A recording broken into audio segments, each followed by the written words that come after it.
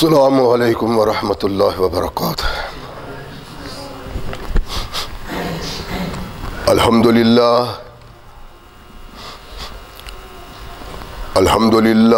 نحمده ونستعینه ونستغفره ونؤمن به ونتوکل علیہ ونعوذ باللہ من شرور انفسنا ومن سیئات اعمالنا من يهده الله فلا مضل له ومن يضلل فلا هادي له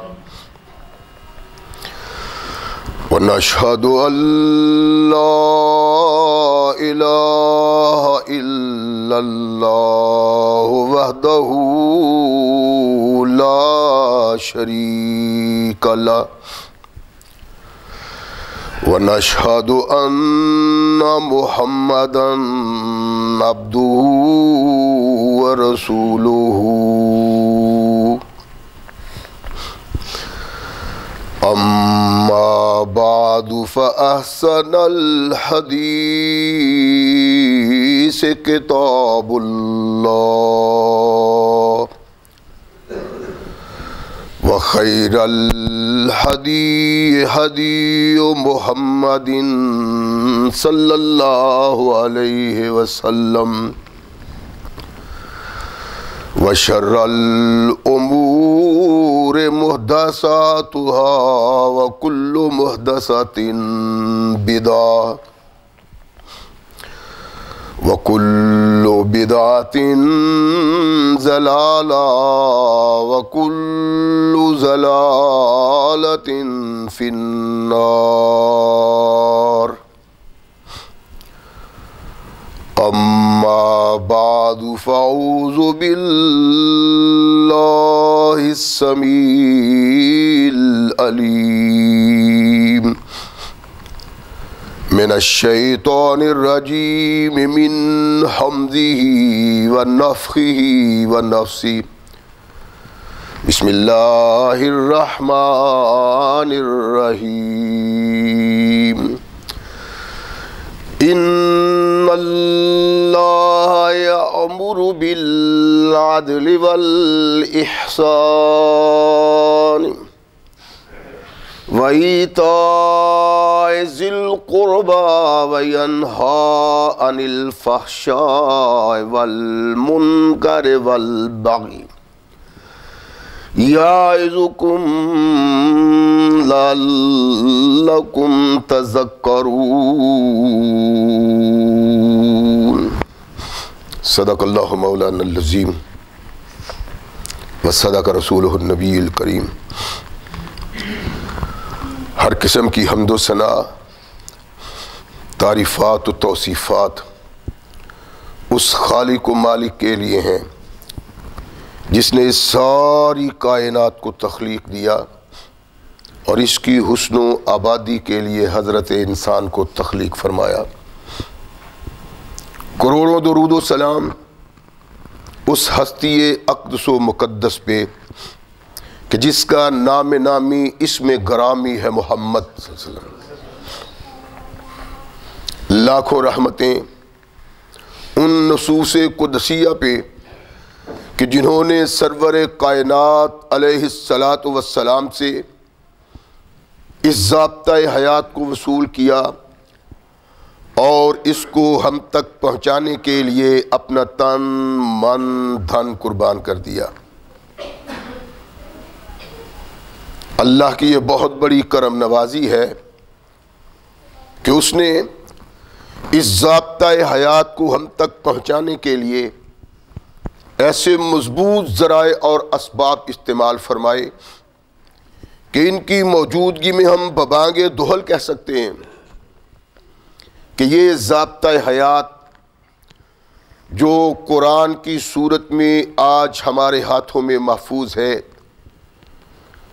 یہ وہی ضابطۂ حیات ہے جو آج سے کم و بیش 1450 سال پہلے نبی کائنات رسول ثقلین حضرت محمد رسول اللہ صلی اللہ علیہ وآلہ وسلم پہ انسانوں کی رشد و ہدایت کے لیے نازل ہوا۔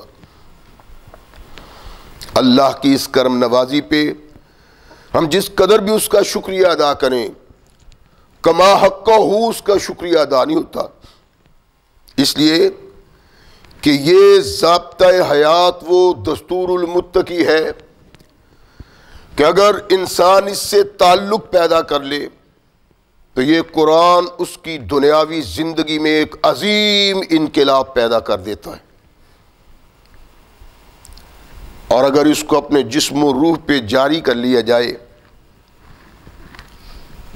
تو یہی وہ ضابطۂ حیات ہے جو انسان کو دنیا اور عاقبت میں کامیابی کی ضمانت بھی دیتا ہے۔ مگر صدحیف ایسا ضابطۂ حیات آج ہمارے دامن میں موجود ہے،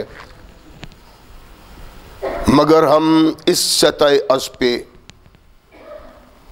تمام قوموں سے بڑھ کے بدترین زندگی بسر کر رہے ہیں۔ اس کا سبب دلی اس کی بنیاد اس سے تعلق کے باوجود اس سے روٹھے رہنا ہے، اس سے اعراض کرنا ہے۔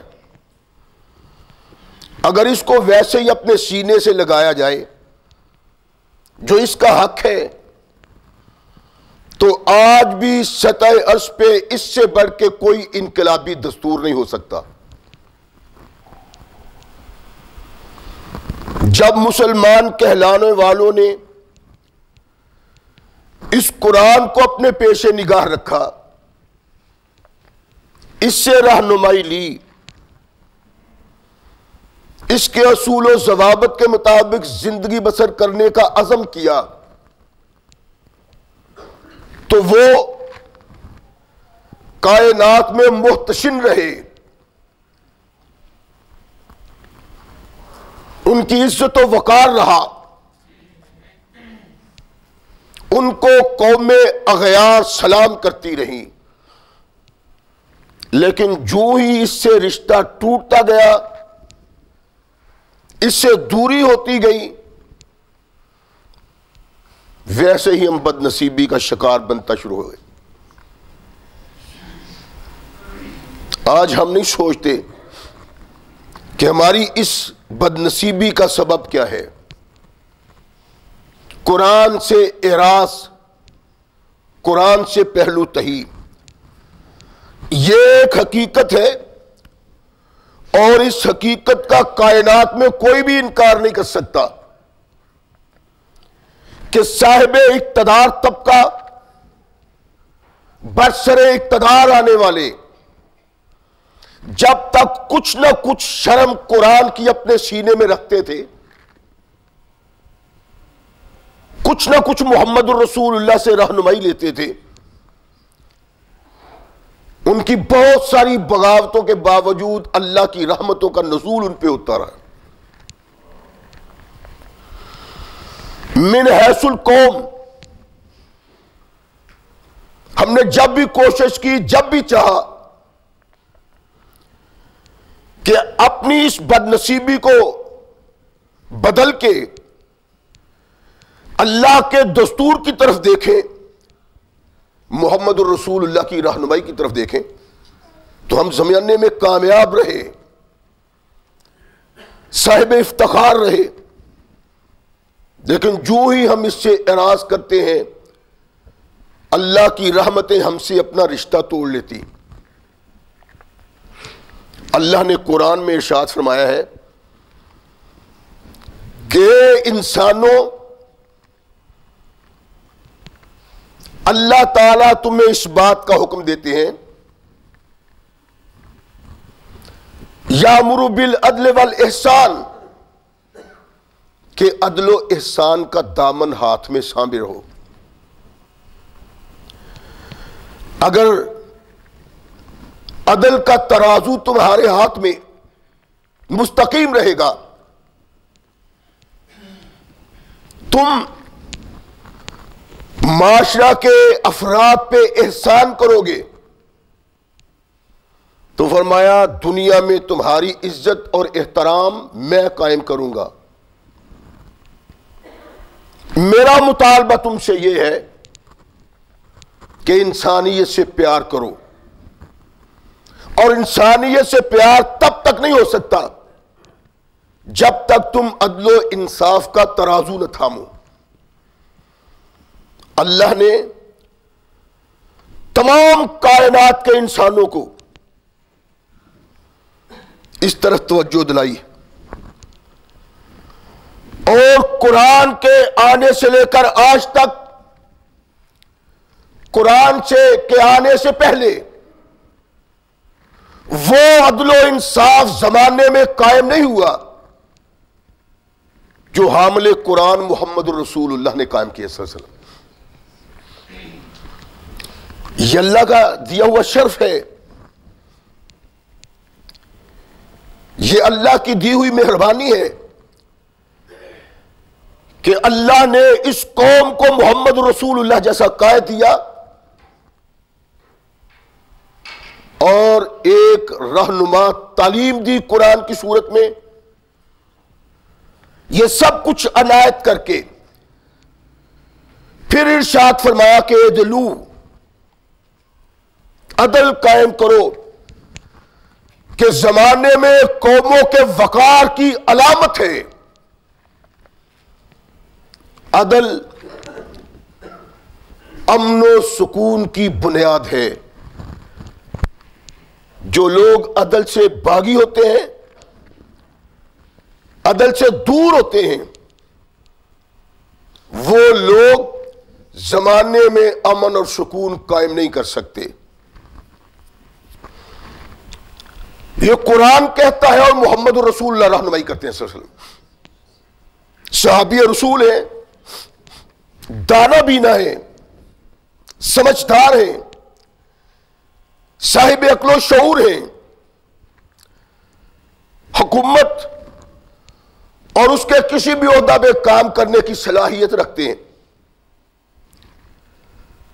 عبد الرحمن بن سمرہ اللہ کے نبی علیہ الصلوۃ والسلام کے پاس بیٹھے ہیں, ارشاد فرمایا دیکھو عبد الرحمن, برسر اقتدار لوگوں سے اقتدار کی بھیک نہ مانگو, کسی کے پاس جھولی نہ پھیلاؤ کہ مجھے بھی حکومت کا عہدہ دو. اگر تو انسانوں کی نگاہ میں اس قابل ہوا, اگر اللہ کی نظر رحمت تم پہ ہوئی, اللہ نے تجھے منتخب کیا, تیرے کردار کے سبب صاحب اقتدار لوگوں نے تمہیں اس قابل سمجھا, تو فرمایا برسر اقتدار آ جائے گا, آنت علیہا, اللہ تعالیٰ اس پہ تیری مدد کریں گے.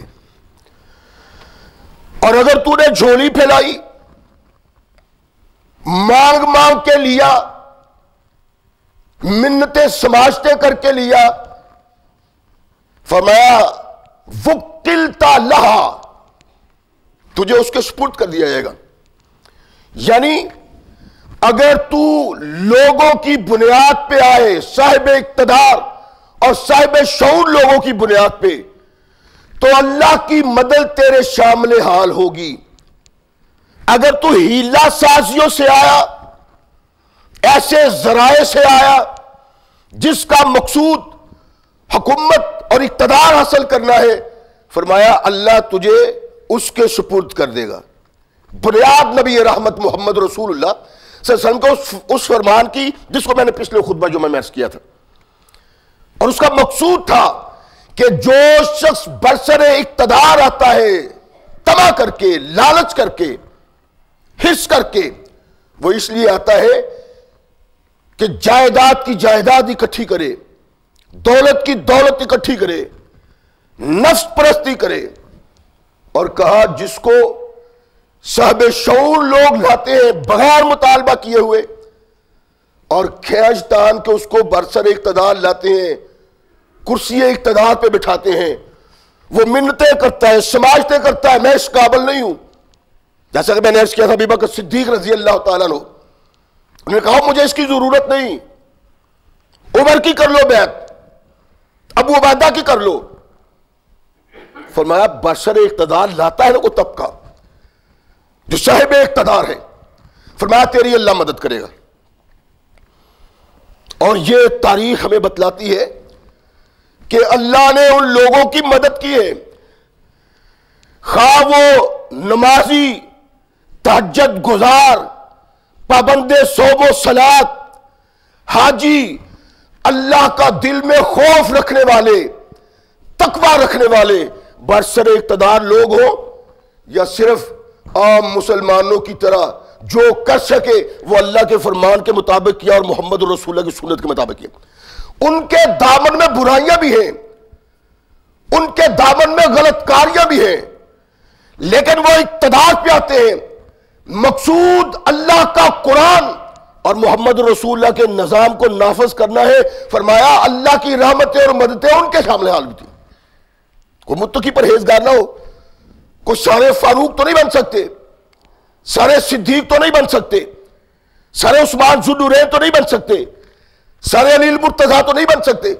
فرمایا ان لوگوں کے ساتھ اللہ کی مدد تو رہی، ہم ان کو بھی دیتے ہیں جو اللہ کے سامنے جھکتا بھی ہے اور اللہ کے حضور برائی بھی کر لیتا ہے. ہم چاہتے ہیں دیے جائے. آ گیا، فرمایا اللہ احترام دے گا، اللہ عزت دے گا. اور اس صاحب اقتدار کو عدل و انصاف کا ترازو محمد رسول اللہ نے دیا کہ لو، اگر تم اپنی زندگی میں عدل و انصاف کا پرچم بلند رکھو گے، تمہاری ذاتی کوتاہیوں کے باوجود لوگ تمہاری عزت اور احترام کریں گے، اللہ تمہیں مرتبہ اور مقام دیں گے. کونین کے آقا محمد رسول اللہ صلی اللہ علیہ وسلم کا کردار ہمارے سامنے ہے. اللہ کے نبی نے عدل کا حکم نہیں دیا، اپنے کردار سے ثابت کیا کہ جب تک انسان عدل و احترام کا دامن تھام کے نہیں رکھتا، جب تک ترازو سیدھا نہیں، فرمایا وہ مومن کہلانے کا حقدار بھی نہیں. کونین کے آقا محمد رسول اللہ صلی اللہ علیہ وسلم کی ذات کے ساتھ یہ چیز وابستہ ہے. ایک عورت نبی رحمت محمد رسول اللہ صلی اللہ علیہ وسلم کے حضور پیش کی، اللہ کے نبی اس نے چوری کا ارتکاب کیا ہے. کونین کے آقا محمد رسول اللہ صلی اللہ علیہ وسلم نے تحقیق کی، چوری ثابت ہو گئی. آقا نے ارشاد فرمایا اس کا ہاتھ کاٹ دو. اب یہ کوئی معمولی عورت نہیں تھی، خیموں میں رہنے والی نہیں، یہ محلات میں رہنے والی عورت تھی، جس کا خاندان، جس کا قبیلہ شرف و عزت رکھتا تھا، باوقار قبیلہ تھا، لوگ اس کا احترام کرتے تھے، ان کو بڑا سمجھتے تھے. اور بڑے قبیلے کی، معزز قبیلے کی، شرفاء کی عورت نے چوری کر لی. اس کو چھپا دینا چاہیے. محمد رسول اللہ کے سامنے کون بولے، کون کہے؟ اب معاشرہ کے ان بڑے لوگوں کی، صاحب اقتدار خاص رکھنے والے، انانیت کے پرستار اور خود کو بڑا سمجھنے والے، اللہ کے نبی محمد رسول اللہ صلی اللہ علیہ وسلم تک سفارش ڈھونڈتے ہیں کہ اللہ کے نبی تک سفارش چلی جائے. سارے مدینہ میں نگاہ دوڑائی، دل و جان نے یہ یقین کیا کہ اگر کوئی یہ سفارش کرے اور محمد رسول اللہ مان لے صلی اللہ علیہ وسلم، تو وہ ایک شخص ہے اسامہ، ابھی بالغ نہیں ہوئی. اسامہ کو کہو کہ اپنے بابا کو جا کے کہیں. اسامہ وہ ہے کونین کے آقا محمد رسول اللہ صلی اللہ علیہ وسلم جس کو حسن و حسین کے ساتھ کبھی اپنی اس ران پہ بٹھاتے، کبھی اس ران پہ بٹھاتے، کبھی اپنے کاندھوں پہ بٹھاتے. اللہ کے نبی کو اس سے بڑا پیار. اسامہ کو کہو. اسامہ نبی رحمت محمد رسول اللہ صلی اللہ علیہ وسلم کے حضور کے بابا فاطمہ خزیمی بہت بڑے قبیلے کی عورت ہے, مدینہ کے مانے ہوئے قبیلہ کی, خاندان کی.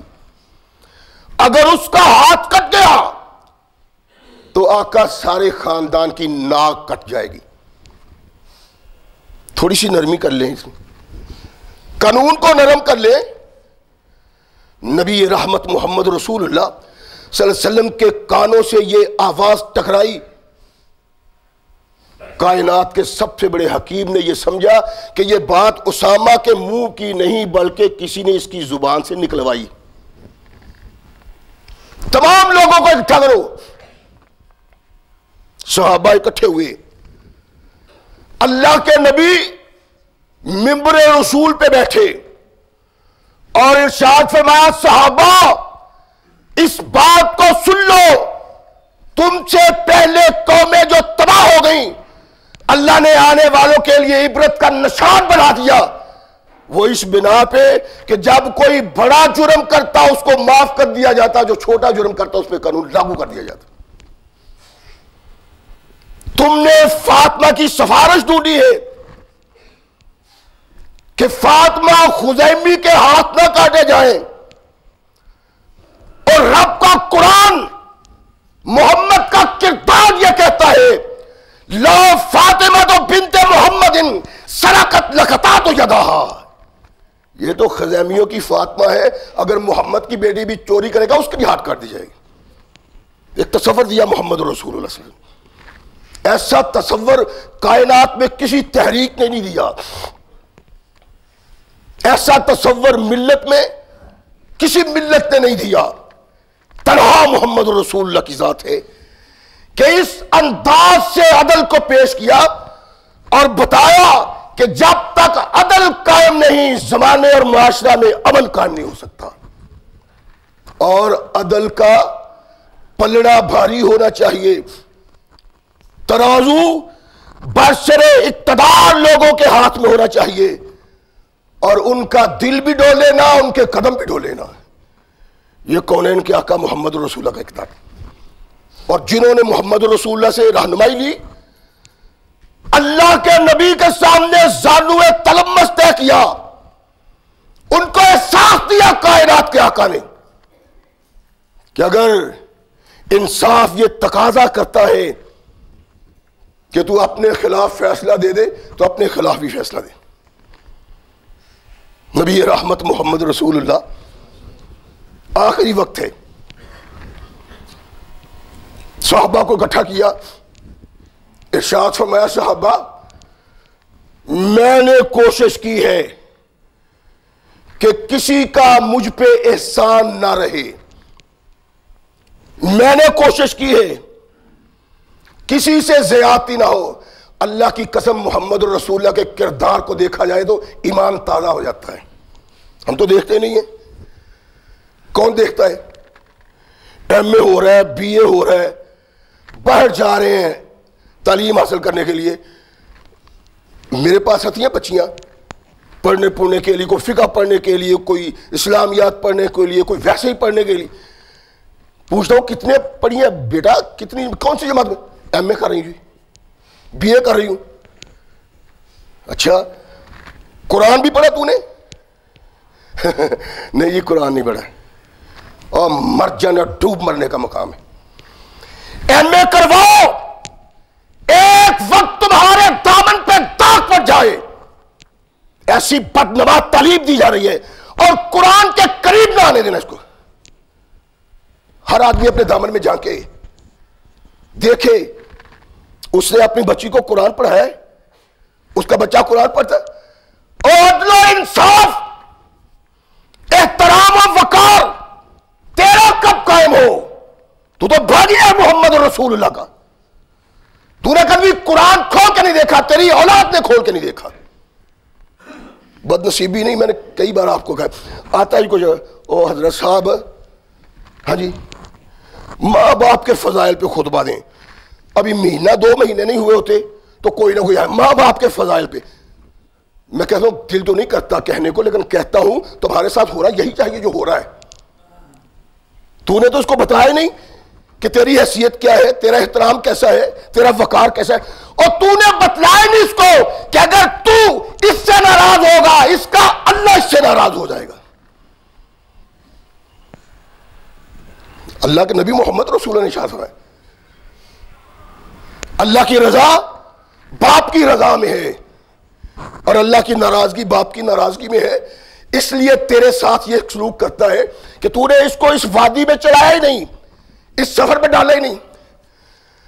کونین کے آقا محمد رسول اللہ کائنات میں عدل کا وہ علمبردار جس کے شاگردوں نے ایسا عدل پیدا کیا، ایسا عدل قائم کیا کہ کافر مخالف کہتا ہے اگر عدل کی داستان کے اوراق کو نہ پڑھ رہا ہے تو محمد کے غلام عمر فاروق کو دیکھ لو. یہ نبی رحمت محمد رسول اللہ دیا ہوا سے فرمایا میں چاہ رہا ہوں شاید کسی کے ساتھ مجھ سے زیادتی ہوئی ہو.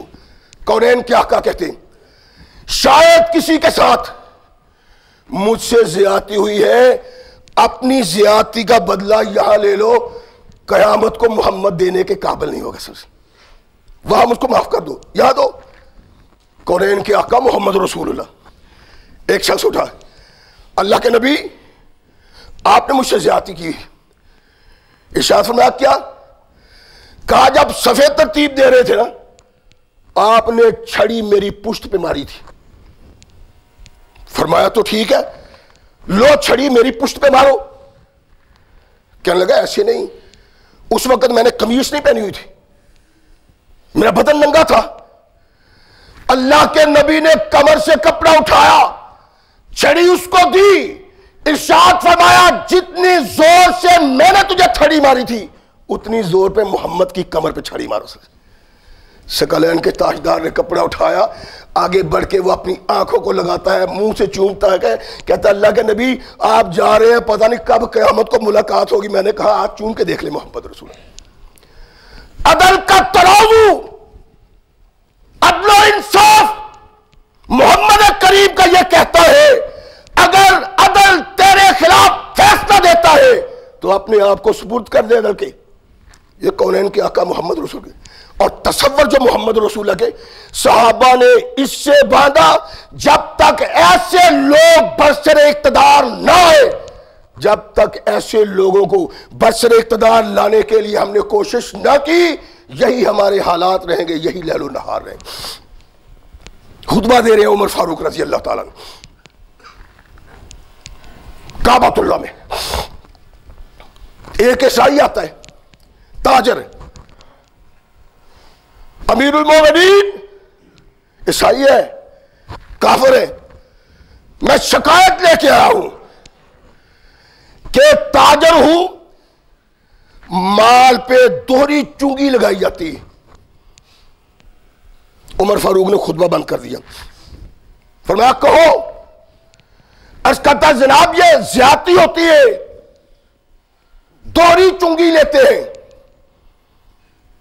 فاروق اعظم کہتے ہیں نہیں ایسا ٹھیک نہیں، اور خطبہ شروع کر دیا. وہ بڑا پریشان ہوا کہ میں نے تو سنا تھا عمر جیسا عادل دنیا میں ہے کوئی نہیں. سرتپا عدل کی تصویر پاؤں کی مٹی سے لے کر سر کے بالوں تک عدل ہی عدل اچھلتا ہے. اس نے تو میری سنی نہیں، میں اس لیے نہیں سنی کہ میں ایک عیسائی ہوں، کافر ہوں. بڑا پریشان امیر المومنین کی مجلس کو چھوڑ کے واپس جاتا ہے. چلو دوہری چنگی دے کے اپنا مال تو چھڑاتے ہیں. امیر المومنین تقریر میں مصروف ہیں. یہ سرحد پہ پہنچتا ہے اور وہاں جا کے حیران پریشان اور ششدر رہ جاتا ہے کہ اس کے پہنچنے سے پہلے عمر فاروق کا پیغام اور حکم پہنچ گیا کہ منسوخ کر دو اس چنگی کو. کہتا واہ جس قوم کو اللہ نے ایسے اشخاص سے نوازا ہے کائنات میں اس قوم کو شکست نہیں دی جا سکتی. تمہاری شکست کا سبب یہ ہے، تمہاری بربادی کا سبب یہ ہے کہ تم باغی ہو گئے اسلام سے.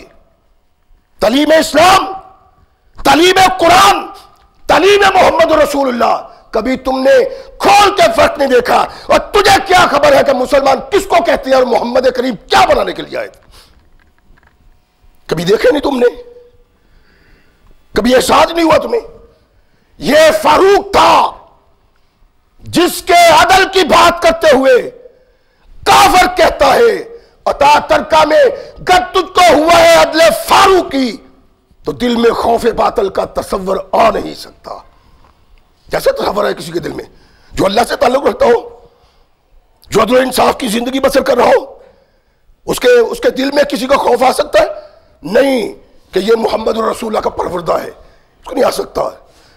نبی رحمت محمد رسول اللہ صلی اللہ علیہ وسلم نے ارشاد فرمایا تھا، صحابہ تھے کونین کے آقا محمد رسول اللہ صلی اللہ علیہ وسلم اپنے اللہ کے دامن میں سامنے دامن پھیلاتے، ہاتھ پھیلائے ہیں، اللہ جس شخص کو تو حکومت دے، جس پہ تو رحمت کرے کہ وہ برسر اقتدار آئے، اللہ اگر وہ میری امت پہ شفقت کرتا ہے تو بھی شفقت کر، اور اگر فشقہ نہیں ہے وہ میری امت، میری قوم، میرے لوگوں کو فشقہ علیہم تنگ کرتا ہے، پریشان کرتا ہے، فشقق علیہ ہے، اللہ اس حکمران کو تو پریشان کر دے۔ نبی کائنات محمد رسول اللہ کا فرمان، اللہ کی قسم آنے والا ہر برسر اقتدار یہ پیغام محمد رسول اللہ کا سامنے ہو، اس کے تو کبھی بھی وہ زمین میں ایسا ذلیل و خوار نہیں ہو سکتا جس طرح ہم پوری دنیا میں 56 اسلامی ممالک کے رہنے والے۔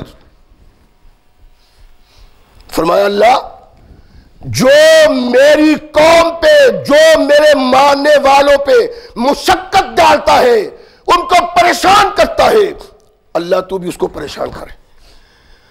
اور اگر تو اقتدار دیتا ہے اور اس کے ہاتھ میں اقتدار آتا ہے تو فرمایا وہ ان کے ساتھ شفیع کرتا ہے، آسانی کرتا ہے۔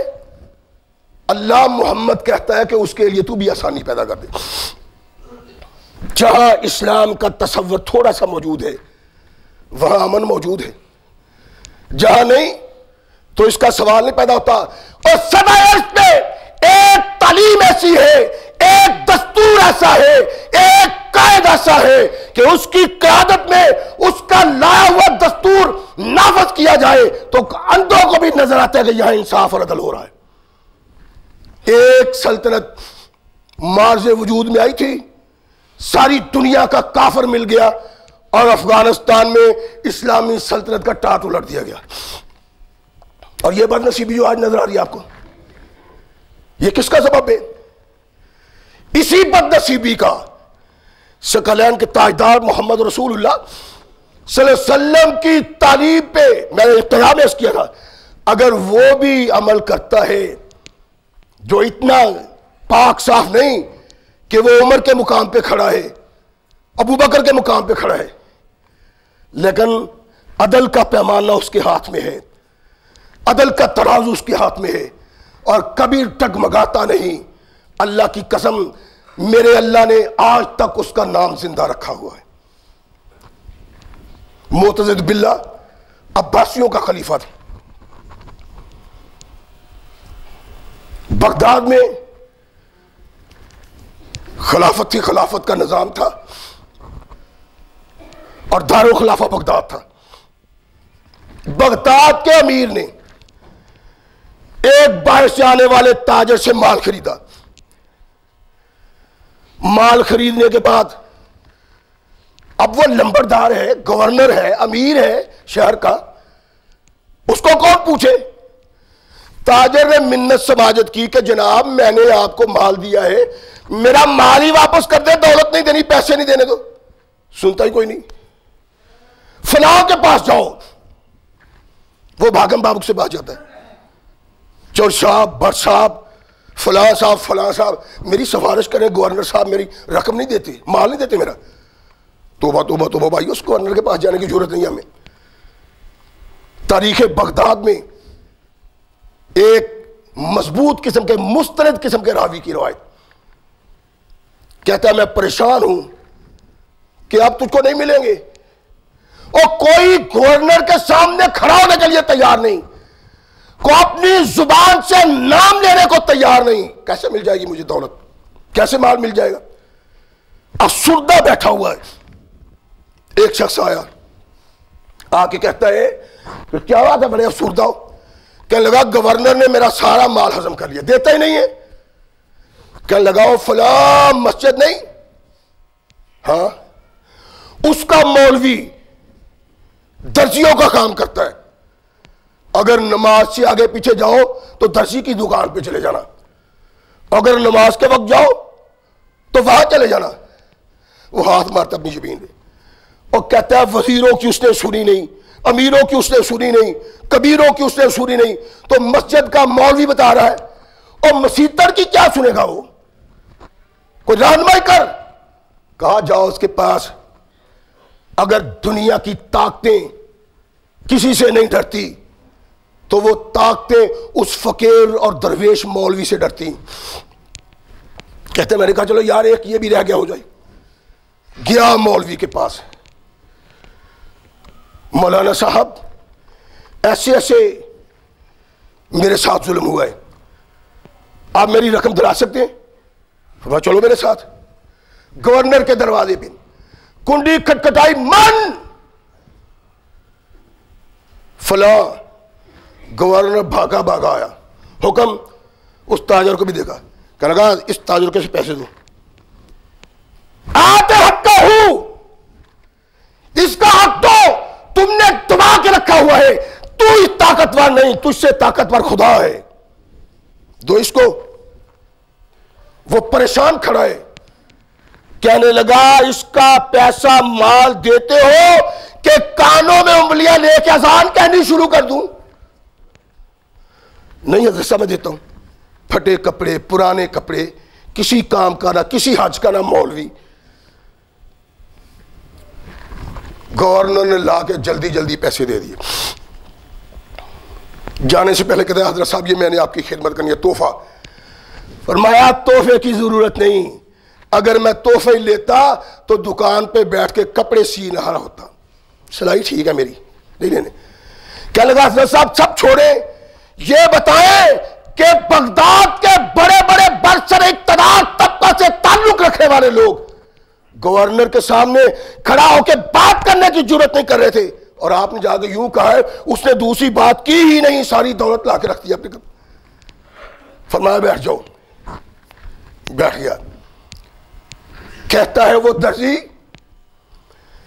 کہ ایک دن میں بازار سے گزر رہا تھا، ایک عورت غسل خانے سے باہر نکلی نہا کے، بڑی خوبصورت جوان رانا عورت، امیر شہر کی نگاہ پڑ گئی. اس نے اس کو پسند کر لیا، پیغام دیا کہ میرے گھر آؤ. اسے انکار کر دیا. اس نے کہا اگر نہ آئی تو اٹھوا لوں گا، اپنی عزت کو بچوانے کے لیے فوراً آؤ. وہ بازار میں کھڑے ہو کے کہتی ہے لوگوں میں شادی شدہ عورت ہوں، میرے خامد نے کہا ہے اگر میرے گھر کے علاوہ کسی بھی گھر میں تم نے ایک رات بسر کی تو میری طرف سے تمہیں طلاق ہے. یہ امیر شہر مجھ پہ ظلم کر رہا ہے، میں دہائی دیتی ہوں. بڑے بڑے پھنے خان، تمن خان، جن کی ایڑیاں زمین پہ نہیں لگتی، آواز سنتے ہیں اس عورت کی، لیکن کوئی نہیں بات کرتا. اس بیچارے مولوی کو پتا چلا، یہ آپ خود بتا رہے ہیں. کہتا ہے میں اس کے پاس گیا، تو کیوں اس طرح ظلم کرتا ہے ایک نہتی عورت پہ؟ تجھے پتا نہیں ہے وہ کسی گھر کی عزت ہے؟ چھوڑا اس کو. کہتا اس نے مجھے مارنا شروع کر دیا. اس کے نوکر چاکر، یعنی چمچے کچے ہوتے ہیں نا چودھریوں کے، بڑے بڑے پھنے خاؤ لینڈ لاڈوں کے. تو ایمان ہمارا بھی نہیں، اس لیے چودھری صاحب کو تو سلام کرنا ہی پڑتی ہے، خواہ کتے سے بدتر اس کی زندگی ہو، انسانوں میں بیٹھنے کے قابل نہ ہو. ہم نے سلام ضرور کرنے کے، چودھری صاحب ہیں، بٹ صاحب ہیں، رانا صاحب ہیں. وہ درجی کہتے چھوڑو اس کو، پکڑو اس کو، پھینٹی لگاؤ، خوب پھینٹی لگائی، زخمی ہو گئے۔ مولوی بیچارہ، مولوی کو کون پوچھتا ہے؟ یہ امیر بھی کوئی نیا تھا، اس کو پتہ نہیں تھا کہ یہ مولوی کیا قیامت ہے۔ مولوی صاحب آئے، صفائی کی، کپڑے صاف کیے، انہوں نے خوب کھنگالا تھا مولوی صاحب کو۔ عشاء کی نماز پڑھائی، نماز کے بعد کہنے لگے تمہیں پتہ ہے شہر میں کیا ہو رہا ہے؟ ہاں جی۔ کہا میں پھر جا رہا ہوں امیر شہر کے گھر، جس نے میرے ساتھ ایک مسلمان بیٹی کی عزت بچانے کے لیے جانا ہے، چلے میرے ساتھ۔ ساری مسجد مولوی کے ساتھ۔ اسلامی دور ہے، اور یہ کوئی ایسا اسلامی دور نہیں کہ فاروق اعظم کا دور ہے، بلکہ سلطنت عباسیہ ڈولے کھا رہی ہے، گرنے کے قریب ہے۔ خلفاء وہ خلفاء نہیں جو خلفاء قرآن پیدا کرتا اور محمد رسول اللہ نے پیدا کی، دامن داغدار ہیں ان کی۔ چلو مولوی صاحب کے ساتھ وہ لوگ چلے جو ان کے مقتدی تھے، وہاں گئے، گھر دروازے پہ پہنچے، دستک دی، اور تو پھر آ گیا ہے، پکڑو ان کو۔ مار مار کے ہلکان کر دیا۔ مولوی صاحب اپنی خبر سنا رہے ہیں، مار مار کے ہلکان کر دیا، زخموں سے چور۔ کہتے ہیں کہ اتنا مجھے مارا خاص کر کہ میں راستہ نہیں پہچانتا تھا کہ میں نے کہاں جانا ہے۔ آیا، صفائی صفوئی کی، جب صفائی کر لی تو میں نے آسمان کی طرف دیکھا، اللہ یہ ظلم قوم برداشت کر رہی ہے، میں بھی کر لوں تو پھر محمد کا پیغام کون دے گا صلی اللہ علیہ وسلم۔ کہتے ہیں پریشان۔ اچانک میرے دل میں خیال گزرا، آدھی رات گزر جانے کے بعد درد ہی نہیں سونے دیتی، میں مسجد کی چھت پہ چڑھا، امیر کے گھر کی طرف دیکھا، دروازے بند ہیں۔ آدھی رات کو میں نے کہا اللہ اکبر اللہ اکبر اللہ اکبر اللہ اکبر، پوری اذان کہہ دی، اور میرا خیال تھا کہ ڈر جائے گا، صبح ہو گئی ہے، جلدی جلدی اس کو نکال دوں، لیکن کوئی نہیں۔ کہتے ہیں تھوڑا عرصہ ٹھہر کے نا میں نے پھر تکبیر کہنا شروع کر دی۔ ابھی تکبیر کے کچھ ہی الفاظ میرے منہ سے نکلے تھے کہ گھڑ سوار فوجی سپاہی، پیدل سپاہی میرے گھر میں، اور مسجد کو گھیر لیا۔ من ذلذی اذن ھذا الساعہ، کون ہے اس کو ہمارے ہاں پیش کرو جس نے اس وقت اذان کہی۔ مولوی صاحب نے کہا جی میں کہی، چلو خلیفہ کے پاس۔ کہتے ہیں خلیفہ کا نام سن کے میری جان آدھی تو نکل گئی یہاں۔ خلیفہ کے پاس گیا، خلیفہ کو دیکھ کے میرا جسم کانپنے لگا۔ خلیفہ نے کہا نہیں نہیں، اطمینان سے بتاؤ کیا بات ہے۔ انت الذی اذن ھذا الساعہ، تو نے اذان کہی تھی؟ جی۔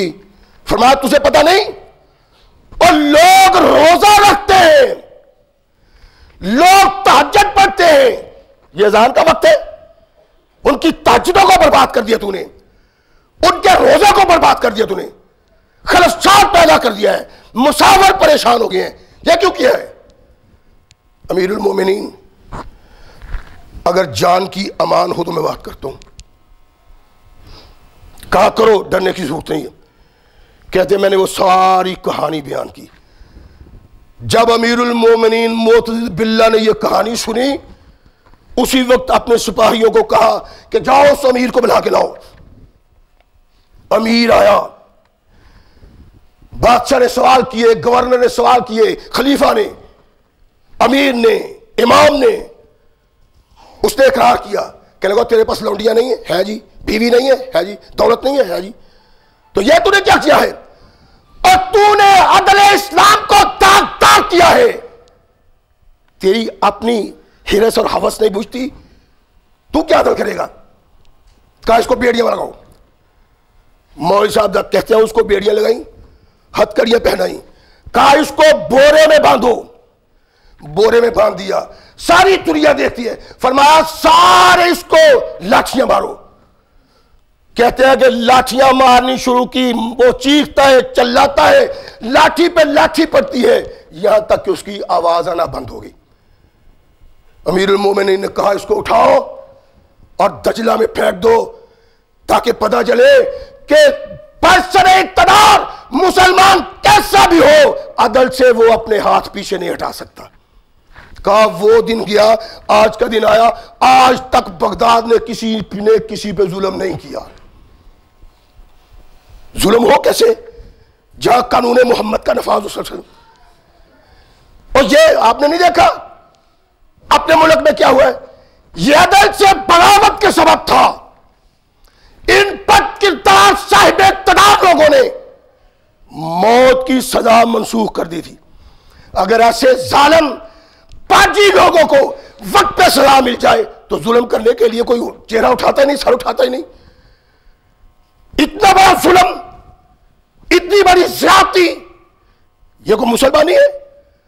اللہ کی قسم کہتے ہیں جی یہ مسلمانوں نے کیا ہے, یہ مسلمان نہیں کر سکتا. اور مسلمان اس کو ماننے والا ہے جو برسر جنگ صاحب حرب قوم مفتوح ہوتی ہے. فرمایا جب داخل ہو جاؤ تو کافروں کے بیٹے کو قتل نہیں کرنا. اور ہم اس کو ماننے والے ہیں. اگر واقعی یہ لوگ وہ ہیں جو اسلام کا نام لیتے ہیں, جھوٹ بولتے ہیں, یہ مسلمان نہیں, یہ کافر کے ایجنٹ ہیں, پاکستان کے دشمن ہیں, ان کے لیے پاکستان کی سرزمین تانبے کی سرزمین بنا دینی چاہیے. کہاں سے سیکھا انہوں نے؟ اسلام کو بدنام, مسلمان کو پریشان, اور ایسا پریشان کرنے والا نہ اللہ کا محبوب ہو سکتا ہے اور نہ محمد رسول اللہ کا مقبول ہو سکتا ہے. اتنا ظلم, اتنی بربریت, اور جو قرآن, جو محمد کافر کے بچوں پہ رحم کرتا ہے, ان بن کرداروں نے مسلمان کے بچوں پہ رحم نہیں کیا ہے. یہ مسلمان ہے کہ یہ مسلمان ہے جنہیں دیکھ کے شرمائے یہود. یہ اگر مسلمان تھے, اسلام کا مطالبہ کرتے تھے, تب بھی باغی ہیں. انہوں نے محمد کریم علیہ السلام کا کلمہ پڑھنے والے معصوم بچوں کے ساتھ اتنا قتل و غارت کیا, اتنا خون بہایا کہ ظالم سے ظالم آدمی پریشان ہو جاتا ہے. یہ سبب اس کا ہے, یہاں کوئی پوچھنے والا نہیں. ان کے خلاف اقدامات کرنے, تحقیق کرنی ان ایجنسیوں کو دو جن پہ کوئی دباؤ نہیں, تاکہ قاتل کا چہرہ سامنے آئے, اور پھر ان کو اس زمین پہ چلنے کی اجازت نہیں ہونی چاہیے. کونین کے آقا محمد رسول اللہ صلی اللہ علیہ وسلم ان کا پیغام لے کے آئے ہیں, محبت لے کے آئے ہیں, پیار لے کے آئے ہیں. نبی رحمت محمد رسول اللہ صلی اللہ علیہ وسلم کے ماننے والوں کو مکہ کے لوگوں نے خون میں نہلایا, لیکن جب آقا فتح کر کے مکہ کافروں کو سامنے کھڑا کرتے ہیں, فرماتا لا تثریب علیکم اليوم. اللہ کے نبی تو ایسے بڑوں پہ بھی زیادتی کرنے کے لیے تیار نہیں. یہ کیسے مسلمان ہے؟ کوئی یہ مسلمان نہیں, باغی ہے, ایجنٹ ہے کافر کے, اور سارے کافر مسلمانوں کے خلاف متحد ہیں. یہ سوچنا چاہیے ہمیں. اور یہ سبب اسی ہے کہ اقتدار ان لوگوں کے پاس ہے جن کے دل میں اللہ کا خوف نہیں. اللہ کا خوف رکھنے والے برسر اقتدار آتے ہیں مسلمان, تو ان کا انداز زندگی کیا ہوتا ہے؟ میں نے عرض کیا تھا یہ سلسلہ میں نے اس لیے شروع کیا ہے کہ ہم یہ سمجھ سکیں کہ کن لوگوں کو برسر اقتدار لانا ہے. برے لوگوں کو برسر اقتدار لا کے ہم بھی اللہ کے نزدیک برے بن جاتے. فوج کافر کا مقابلہ کرنے کے لیے جا رہی, میدان آیا, فوج نے ڈیرا لگا لیا, چھوٹے چھوٹے زمینداروں کے جانور چر رہے تھے وہاں, پکڑے جانور شبا کیے, فوج نے کھا لیے. وہاں ایک گائے ایک بڑھیا کی بھی تھی, وہ بڑی پریشان, اور ظاہر ہے یہ چمچے کڑچھے تو قریب نہیں پھٹکنے دیتے, جاؤ بھائی بھاگو, تجھے نہیں پتا کہ ملک کا دفاع کرنا ہے، کافروں کے خلاف قتال کرنا ہے، تمہیں عزت کی زندگی دینا ہے؟ ٹھیک ہے بیٹا، لیکن میں تو بیوہ ہوں، میرے بچے چھوٹے چھوٹے ہیں۔ نہیں، چلو بات جاؤ۔ مائی آ گئی، ذہن میں آیا کہ چلو فلان ندی سے انہوں نے گزرنا ہے اور ایک ہی پل ہے جہاں سے گزرنا ہے ان کو۔ وہاں کھڑی ہو گئی، چل رہی ہے فوج۔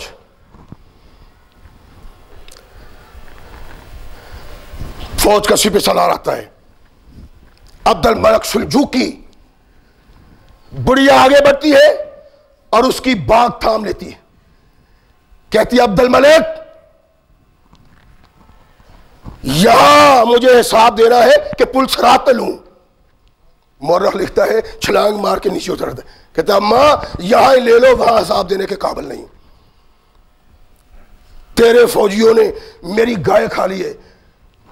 کہنے لگا جب تک یہ مائی راضی نہیں ہوگی قدم آگے نہیں جائیں گے۔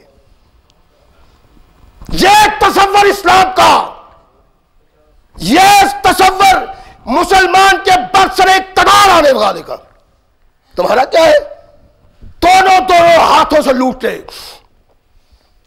لوگ بھوکے مر رہے، اور اللہ کی قسم پریشانی کی باتیں ہیں۔ تنہما داغ داغ شد پمبا کجا کجا نہ ہم، کیا کیا کریں؟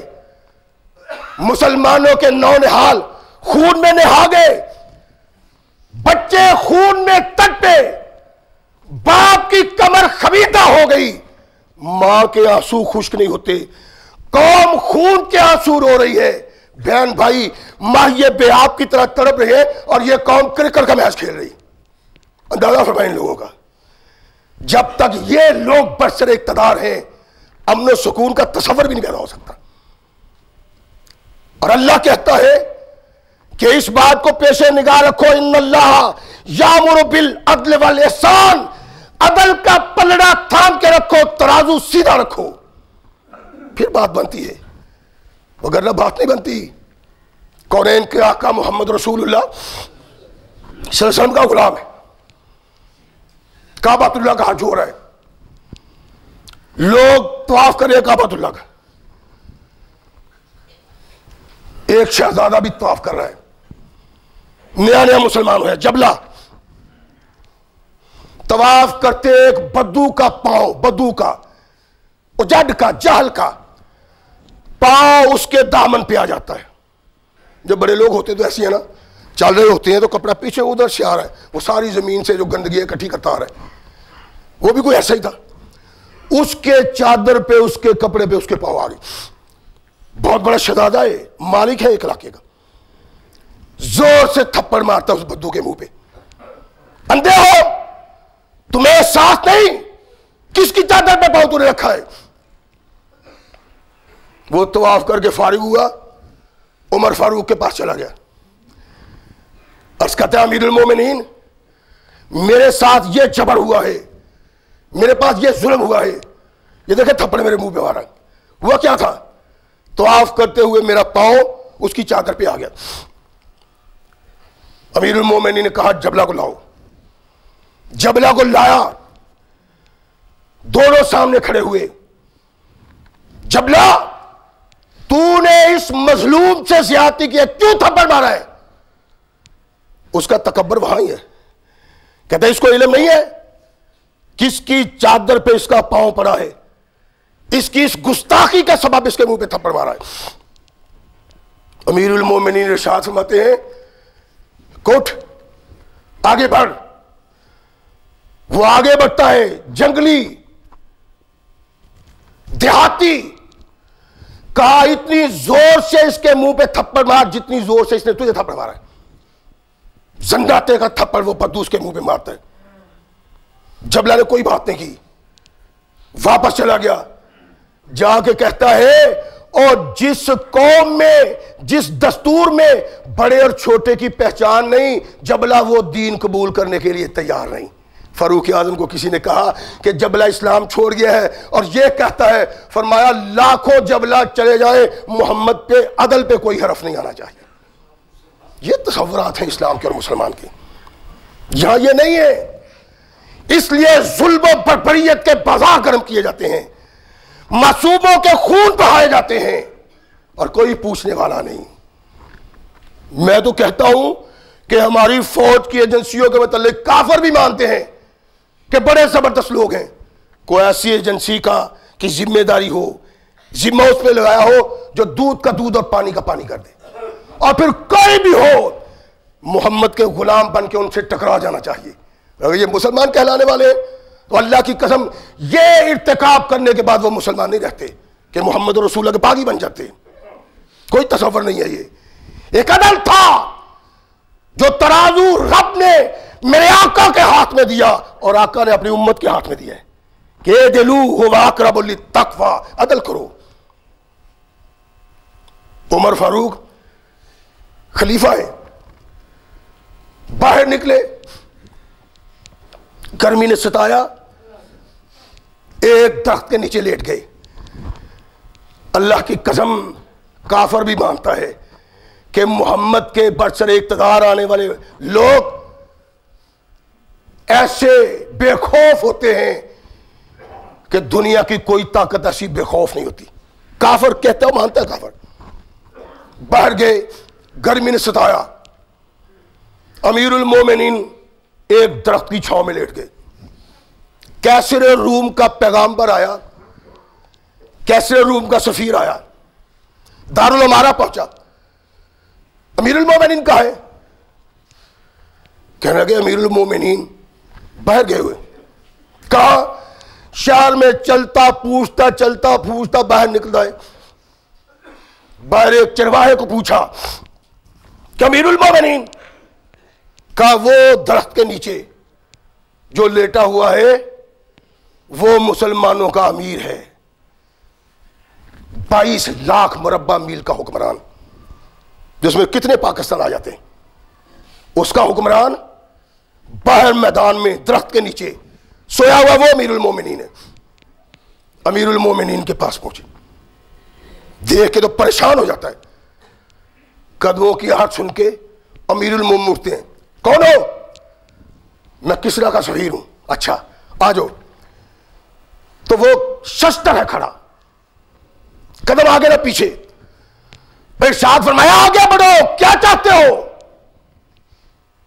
कहने लगा कुछ नहीं, एक बात बताओगे? कहा कहो। कहने लगा हमारा अमीर, हमारा कायद, हमारा बादशाह जब बाहर निकलता है तो कदम कदम पे उसकी हिफाजत कमांडो करते हैं। और उमर तो अकेला इतनी दूर शहर से यहां सोया हुआ है, जंगल में, बियाबान में। मुस्कुराए, इरशाद फरमाया तेरे बादशाह के दिल में गैर अल्लाह का खौफ है, उमर के दिल में अल्लाह का खौफ है। जिसके दिल में अल्लाह का खौफ हो उसको कोई परवाह नहीं होती। कहने लगा सच कहते हो, हमारा हुक्मरान जुल्म करता है, बेइंसाफी करता है, बेअदली करता है, वो कदम कदम पे कमांडो साथ रखता है। तू इंसाफ करता है, तू अदल करता है, इस तरह जंगलों में भी तू सो सकता है, तुझे कोई परवाह नहीं। ये था मुसलमान। जो बरसरे इक़्तिदार आता था तो जमाना मानता था कि ये मुसलमान हैं। अगर ये दौर, ये तसव्वुरात, ये ख्यालात हमने ना छोड़े, अल्लाह की कसम इज्जत नहीं मिलेगी, वकार नहीं मिलेगा। इज्जत और वकार हासिल करने के लिए अल्लाह के कुरान के निज़ाम को नाफज करने की जरूरत है। इज्जत और वकार हासिल करने के लिए मोहम्मद रसूलुल्लाह की सुन्नत को अपनाने की जरूरत है। जब तक हम इसके बागी रहे ऐसे ही जिंदगी रहेगी। इस जिंदगी को बदलने के लिए कुरान की आवाज पे लब्बैक कहना पड़ेगा, मोहम्मद रसूलुल्लाह की आवाज पे लब्बैक कहना पड़ेगा, और ऐसे लोगों को बरसरे इक़्तिदार लाना पड़ेगा जिनकी जिंदगियों में मेरे आका मोहम्मद रसूलुल्लाह की झलक नजर आती हो, फारूक की झलक नजर आती हो, सिद्दीक की झलक नजर आती हो, उस्मान की झलक नजर आती हो, अली की झलक नजर आती हो। फिर बनेगा कुछ, वगरना ऐसी जिंदगी बनेगी। अल्लाह हमें सही मुसलमान बनने की तौफीक अता फरमाए। वाखिर दावाना अल्हम्दुलिल्लाहि रब्बिल आलमीन।